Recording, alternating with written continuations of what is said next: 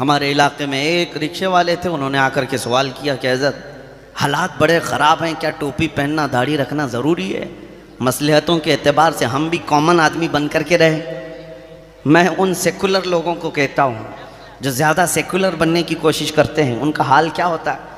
میں نے ان سے کہا آپ ڈر کے مارے یہ کہہ رہے ہیں کہ اگر میری ٹوپی ہوگی داڑھی ہوگی تو کہیں موب لنچنگ نہ ہو جائے، مر نہ جاؤں۔ میں نے کہا آپ یہ لکھ کر کے دے دیں کہ یہ سب ہٹانے سے دنیا تمہیں کبھی نہیں چھوئے گی اور اسرائیل علیہ السلام کبھی تمہارے پاس نہیں آئیں گے، لکھ کے دے سکتے ہو؟ کہا نہیں، موت تو آنی ہے، موت تو کبھی بھی آئے گی۔ میں نے کہا ہے نادان، جب پتہ ہے موت تو آنی ہے تو عشق مصطفیٰ اور سنت مصطفیٰ میں آ جائے تو کیا بڑی بات ہے، کون سی دقت کی بات ہے؟ جب مرنا ہی ہے تو حضور پاک صلی اللہ تعالیٰ علیہ وسلم کے اخلاق لے کر کے جائیں۔ جب دنیا سے جانے کا وقت ہو تو میرے عزیزو دنیا بھی جنازہ اٹھانے میں فخر محسوس کریں۔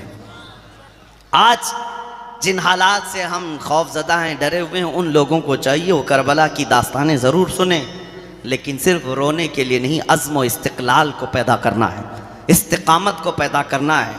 ابھی وہ حالات اس طرح نہیں ہے کہ آج کون ہے جو تمہاری گردنوں پر تلوار رکھ کر کے کھڑا ہے کہ تم نماز نہیں پڑھ سکتے، مسجد میں نہیں جا سکتے؟ اتنی ہمت کسی کی نہیں ہے۔ تمہارے لیے آزادی ہے، تم نے اپنے ہاتھوں سے یہ ساری چیزیں برباد کر رکھی ہیں۔ مسجدوں کو تم نے خود ویران کر رکھا ہے، قرآن کو تم نے خود چھونا بند کر دیا ہے، اسلام کو خود ہم نے اپنے گھروں سے نکال کر رکھا ہے۔ اپنی بیٹیوں پر، اپنی بہوؤں پر، اپنی عورتوں پر ہم اسلام کو کیوں نہیں پسند کرتے؟ جب اسلام زندہ باد کا نعرہ لگاتے ہیں تو اسلام تو ہمیں ہمارے گھروں میں بھی اچھا لگنا چاہیے۔ شادیوں کے محلوں میں تو اسلام غائب ہو جاتا ہے، اسلام تو صرف مسجدوں میں دکھتا ہے۔ تو مسجدوں میں اسلام کو باقی رکھ دیا اور باقی تمہاری شادیوں میں، ولیموں میں اور دوسرے تقریبات میں تو کہیں نظر نہیں آتا۔ عورتیں بے پردہ، مرد ناچ گانے پر مصروف ہیں، کیا یہ اسلام ہے؟ ہم نے اپنے ہاتھوں سے اگر اس کو کمزور کرنا شروع کیا تو دوسروں پر بلیم ڈال کر کے کیا مطلب ہے؟ حالات جو خراب ہوتے ہیں، اسی لیے کہا ہے کہ خود کسی قوم کی شوکت پر اس وقت تک زوال نہیں آتا جب تک اس کی خود کی قوت فکر فنا نہیں ہو جاتی۔ قوت فکر و عمل پہلے فنا ہوتی ہے جب کسی قوم کی شوکت پہ زوال آتا ہے۔ آپ نے یہ اگر عزم کر لیا کہ ان حالات میں مجھے نبی پاک کے اخلاق کو زندہ کرنا ہے تو ایک بشارت سن کر کے جاؤ۔ نبی رحمت صلی اللہ تعالیٰ علیہ وسلم فرماتے ہیں من تمسک بسنتی عند فساد امتی فلہ اجر 100 شہید۔ جو ایسے فساد کے وقت جہاں رسول اللہ کی سنتیں ختم کرنے کی بات کی جا رہی ہو، اس زمانے میں اگر کسی نے میری ایک سنت کو زندہ کیا، میرے آقا فرماتے ہیں اللہ اسے 100 شہیدوں کا ثواب عطا کرے گا۔ نوجوانوں، آج تو اس بات کا عزم کرنا چاہیے، اس بات کا عزم کرنا چاہیے کہ مجھے میرے نبی کی سنتوں کو زندہ کر کے جانا ہے، حضور اکرم صلی اللہ تعالیٰ علیہ وسلم کے اخلاق کا احیاء کرنا ہے۔ اگر تم نہیں حضور کے ترجمان بنتے تو پھر دوسروں سے کیا توقع رکھتے ہو؟ آج حضور اکرم صلی اللہ تعالیٰ علیہ وسلم تک جو انگلیاں اٹھ گئی، اس کی وجہ کیا ہے؟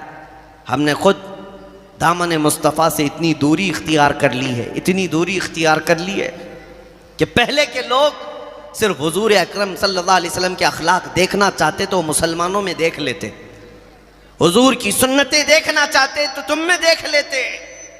ایک ایگزامپل میں آپ کو بتا دوں، تمہارا عمل آج بھی دنیا میں انقلاب لا سکتا ہے، تمہارا عمل۔ اور ہماری قوم کس بات کے انتظار میں؟ آسمان سے ابھی مدد آ جانا چاہیے، آسمان سے فرشتے اتر جائیں، زمین سے کوئی طاقت آ جائے جو غیب سے تمہاری مدد کرے، اور تم کچھ نہیں کرنا چاہتے، تم کچھ نہیں بدلنا چاہتے۔ آسمان سے مدد کب آتی ہے پتہ ہے؟ بدر کے میدان میں آئی ضرور 5000 فرشتوں کی مدد، لیکن آپ کو پتہ ہے وہ 313 صحابہ مدینے سے 160 کلومیٹر تک گرمیوں کی شدت میں بغیر چپل کر کے چل کر گئے۔ ریت کی زمین پر آج اگر آپ 2 منٹ کھڑے ہو جائیں پیروں میں آبلے پڑ جائیں گے، پیروں کے اندر تمہارے چھالے پڑ جائیں گے۔ وہ رسول پاک کے صحابہ تھے، بغیر کسی چھت کے سائے کے 150 کلومیٹر تک چلتے رہے۔ وہ بھی رمضان کا مہینہ تھا، 17 رمضان المبارک کی تاریخ ہے۔ انہوں نے تو جگر نکال کر رکھ دیا میرے آقا کے قدموں میں۔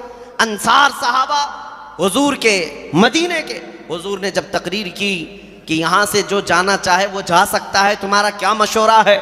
انصار صحابہ میں سے ایک صحابی کھڑے ہو کر کہتے ہیں یا رسول اللہ صلی اللہ علیہ وسلم، ہم تو مدینے سے چل کر بدر تک آ گئے جو 150 کلومیٹر کا فاصلہ ہے، یمن کی راجدھانی صنعاء جو 1500 کلومیٹر دور ہے مدینے سے۔ وہ صحابی کہتے ہیں آقا اگر آپ یمن کے صنعاء تک بھی ہمیں اس طرح چلائیں، ہم پیچھے مڑ کر کبھی نہیں دیکھیں گے، ہمارے سامنے اللہ کا رسول ہے۔ یہ عزم تھا ان کا، یہ استقامت تھی، انہوں نے تو جگر نکال کر رکھ دیا تھا۔ تب اللہ کی مدد آئی، تب 5000 فرشتے اترے، اور ہم گھروں میں بیٹھ کر کے گانے سنتے رہیں، سیریل اور ٹی وی دیکھتے رہیں، اور روزانہ یہ انتظار کرتے رہیں اللہ کی مدد کب آئے گی۔ اللہ کی مدد آئے گی، تم خود اپنے اندر سے انقلاب پیدا کرو، تمہارا ایک عمل لوگوں کے اندر انقلاب لا سکتا ہے۔ یہ میرا یقین ہے، میرا یقین ہے۔